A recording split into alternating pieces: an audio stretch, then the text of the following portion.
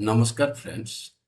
Today's topic is which ITR form should we use for assessment year 2026-27.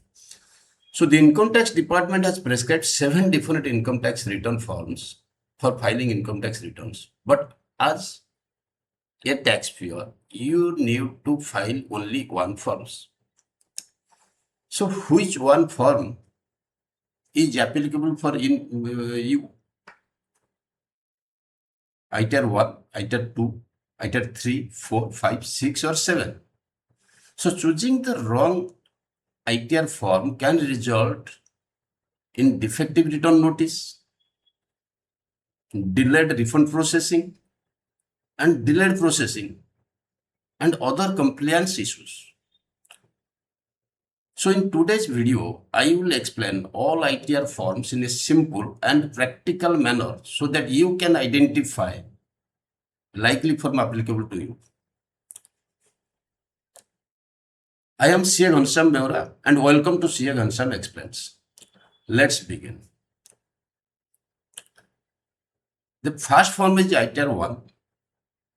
So as per the income tax department, ITR-1 is for individuals being a resident other than not ordinarily resident, having total income up to rupees 50 lakhs and having income from salaries, 2 house properties, other sources, interest, etc. Long-term capital gains under section 112A up to 1.25 lakh rupees and agricultural income up to rupees 5,000. So let us understand this in a simple language.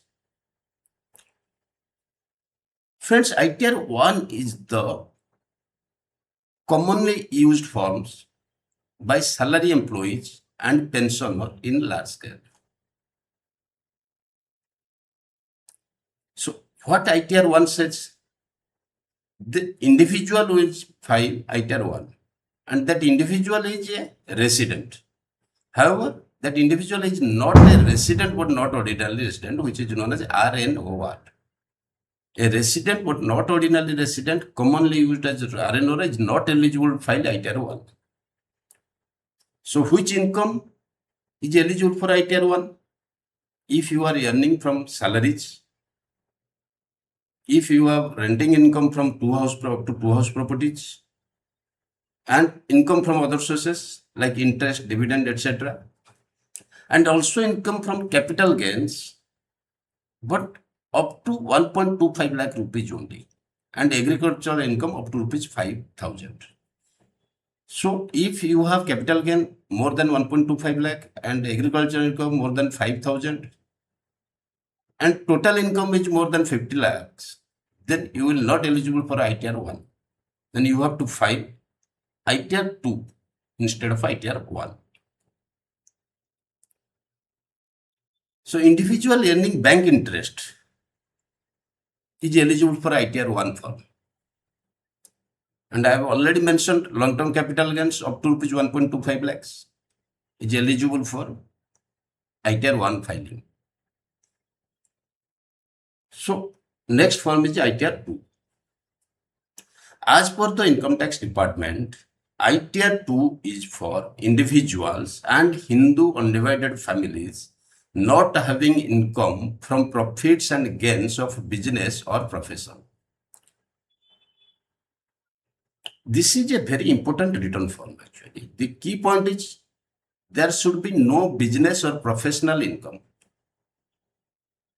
In practical life, ITR-2 commonly used by investors, property owners, individual having capital gains more than 1.25 lakhs, individual having foreign assets or foreign income. For example, suppose you sold shares, mutual funds, sold a property. In such situations, ITR-2 may become relevant. A common mistake is that many taxpayers assume that because they are salary, they should automatically file ITR-1, but this is not always correct. If capital gains or other specified conditions exist, then ITR-2 may become applicable. Then coming to ITR-3 form, ITR-3 is for individuals and HUFs, HUF meaning Hindu undivided families, having income from profits and gains of business or profession. This is one of the most important forms for business owners and professionals. Then which business owners and professionals? Examples of same are sole proprietorship business, doctors, chartered accountants, lawyers, consultants, freelancers. From a practical perspective, this form is also extremely important for traders. For example, futures and option traders, intraday traders. In many cases, such taxpayers will have to examine whether ITR-3 is applicable for them or not. So therefore, if business income or professional income exists, attention should immediately shift toward ITR-3 instead of ITR-1 and 2. Then after ITR-1, 2 and 3, ITR-4, which is commonly used by many persons. As per the income tax wording, as per the income tax department wording, ITR-4 is for individuals and HUFs. One more addition is firms. However, firm not include LLP, limited liability partnership, is not eligible to file ITR-4. So ITR-4 is individual HUF and firm other than LLP being a resident, having total income up to rupees 50 lakhs and having income from business and profession, which is computed under section 44AD, 44ADA or 44AE, and having long-term capital gains under section 112A up to rupees 1.25 lakhs. In simple language, this form is meant for taxpayers for presumptive basis taxation. Examples: small businesses, small professionals, transport operators. So friends, section 44AD, ADA and AE, which is made for presumptive basis taxation. If you need a separate video, please comment, mention in the comment so that I will make ITR-4 a specific video. So coming to ITR-5, ITR-5 is generally applicable to partnership firms, limited liability partnerships, association of persons, body of individuals, artificial judicial persons, and certain cooperative entities.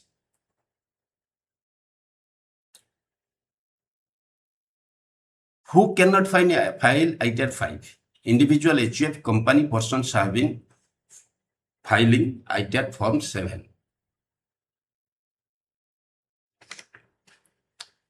Then quickly to ITR-6. ITR-6 is made for companies. Then public limited and all private limited companies are eligible to file ITR-6. However, one exception is there. Companies claiming exemption under section 11 is not eligible to file ITR-6. For them, ITR-7, as per the income tax department, ITR-7 is for persons including companies. Which company? Now who claims exemption under section 11, required to furnish return under section 139 4A, 4B, 4C and 4D. This generally covers charitable trust, religious trust, educational institutions. So friends, I quickly cover ITR 1, 2, 3, 4, 5, 6, 7. ITR, then no need to repeat the same. So common mistakes people do while filing ITR forms, filing ITR-1 without verifying the eligibility conditions for filing ITR-1 and using ITR-2 instead of ITR-3 for business income.